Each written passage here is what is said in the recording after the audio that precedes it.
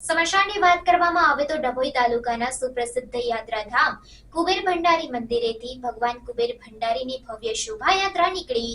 ડભોઈ તાલુકાના સુપ્રસિદ્ધ યાત્રાધામ કુબેર ભંડારી મંદિરે વાર્ષિક હિસાબો રજૂ કરવા સોમનાથ રાજાના દરબારમાં વર્ષોની પ્રણાલી મુજબ કુબેર ભગવાન કુબેર ભંડારી મંદિરથી ભવ્ય શોભાયાત્રા સાથે નીકળી હિસાબો ભગવાનના આપતા હોવાની માન્યતા સાથે દેવ દિવાળીના દિવસે કુબેર ભંડારી કરનાળી ખાતે ભવ્ય શોભાયાત્રા નીકળી હતી।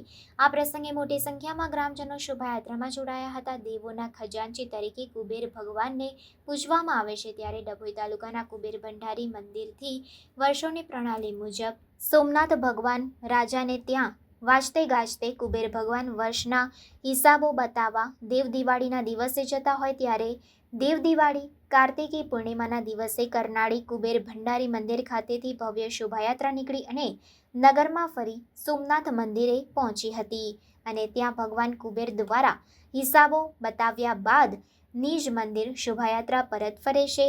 ભવ્ય શોભાયાત્રા કરનાળી ગામમાં નીકળી, જેમાં આસપાસના ભક્તો અને નગરજનો મોટી સંખ્યામાં જોડાયા હતા અને આ પાવન અવસરનો લાભ લઈ ધન્યતા અનુભવી હતી।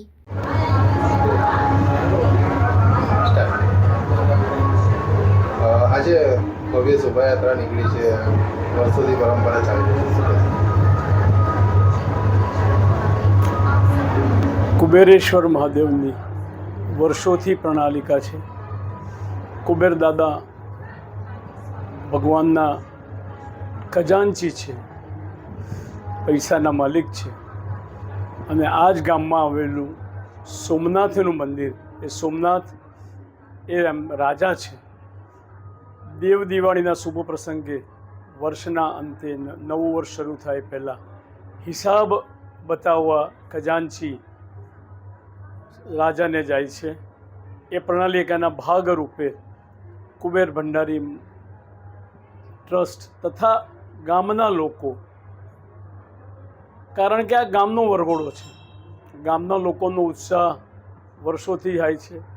કુબેરથી નીકળી ગામમાં 2-4 જગ્યાએ પોરો ખાઈ સોમનાથમાં પૂજા કરી, સોમનાથ ભગવાનને ચોપડાને હિસાબ બતાવી અને પછી પરત ફરે છે।